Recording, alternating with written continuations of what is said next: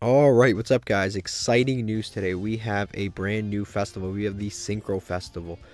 We also have the other festival, but I'm going to drop the video on that later today. But the Synchro Festival is really, really, really cool. We haven't had one of these in about a year. First things first, the loner decks that they actually have available for you this time are actually quite good. Like, look at them. This is a pretty strong uh, loner deck here. Like, you have everything you need. You have some staples. You have Call by the Grave. Like, there's some decent stuff.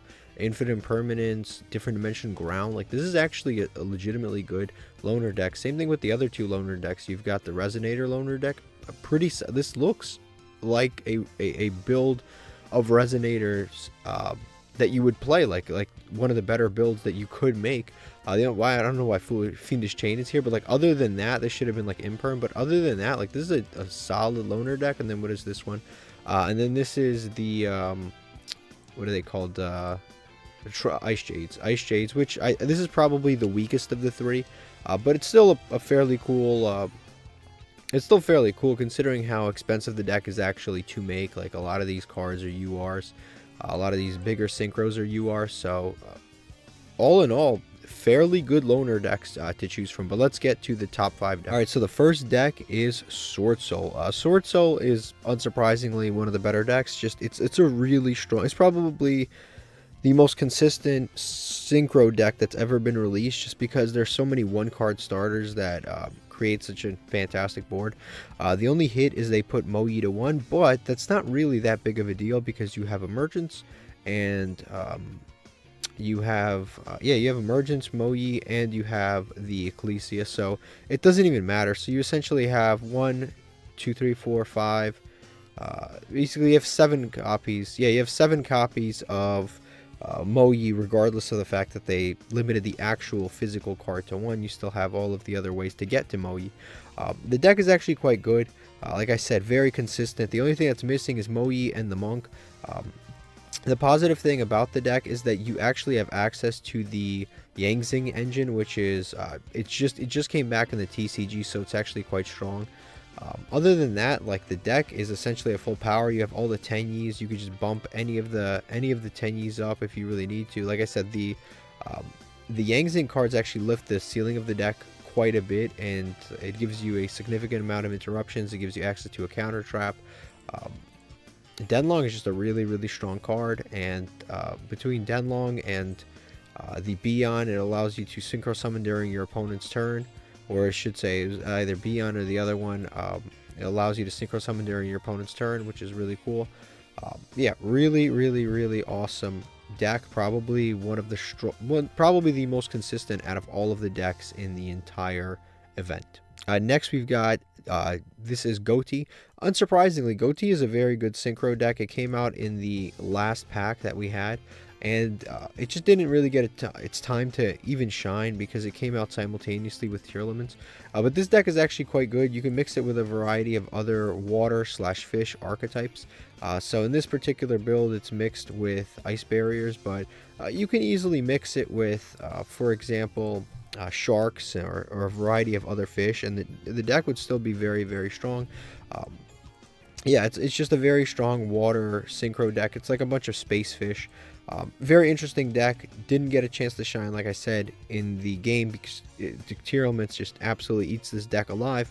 But the deck is actually quite strong, and the loner deck that they provide for you is also quite strong. So if you don't want to like build it and get all of the URs to make this deck, or not even URs, this deck is mostly actually SRs. Like, it's actually quite a budget deck. The only thing that's a UR is really like the field spell and the Beyond.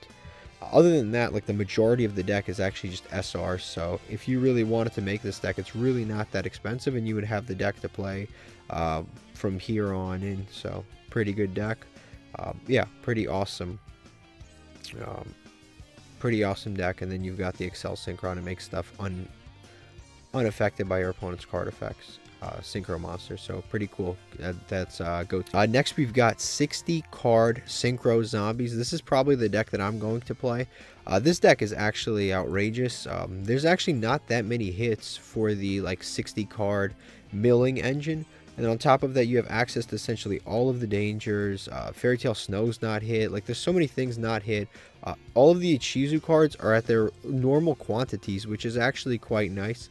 And the majority of this deck, like if you wanted to cut a lot of these cards, like some of the more expensive dangers, like the Bigfoots, if you were to cut some of that stuff, you could. This deck is essentially a budget deck because you just buy the 3 structure decks from the store, and you have a lot of what's required here, which is actually quite nice. And then the only thing you really would have to flesh out is the extra deck. Obviously, there's some URs there. But overall, this is more than, like I said, it's between this and swordsoul that I'm personally going to play. But this deck just looks so fun. And I have the majority of it. And again, just being able to mill so many cards and going into all of these awesome synchro monsters just seems like an incredible idea. On top of that, Zombie World is a really strong card against swordsoul.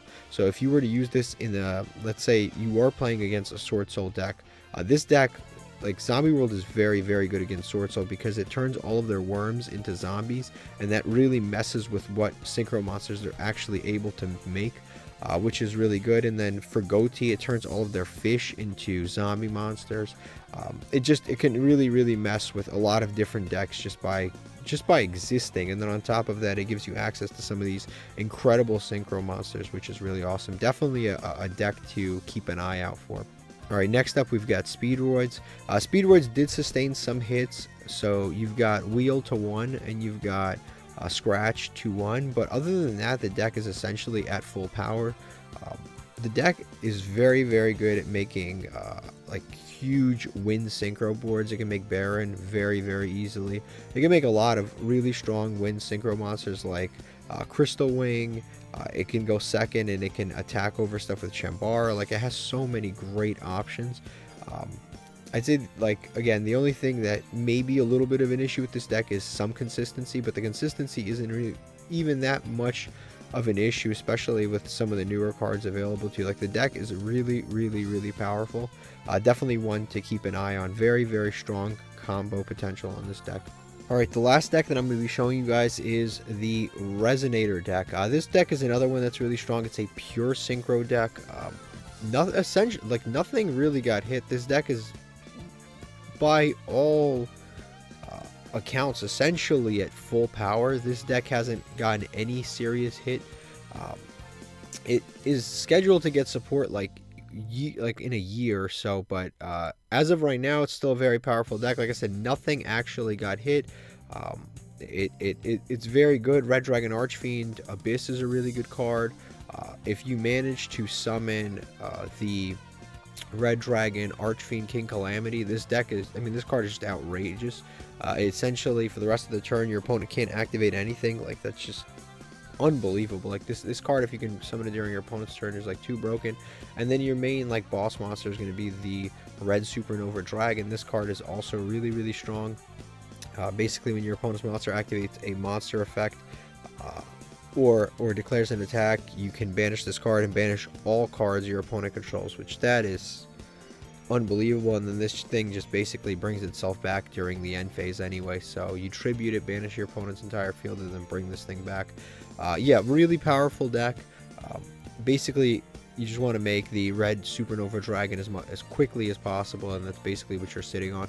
I'd say the only like real drawback to this deck is obviously all of the URs in this extra deck are just outrageous. Like, the main deck isn't that bad, but the URs in the extra deck are gonna financially ruin you. But other than that, this has been pretty much the entire video. We've got 5 pretty good decks. If there are any decks that I forgot, because obviously things slip through the crack, maybe Virtual World would be a decent deck. Possibly. There's probably other decks that I forgot. If there's any decks that I forgot, let me know in the comment section down below. If there's any anti-meta decks or anything like that I forgot, definitely let me know in the comment section down below, because those always slip through the cracks. But yes, thank you for watching and have a great day. La la la la la la la la la.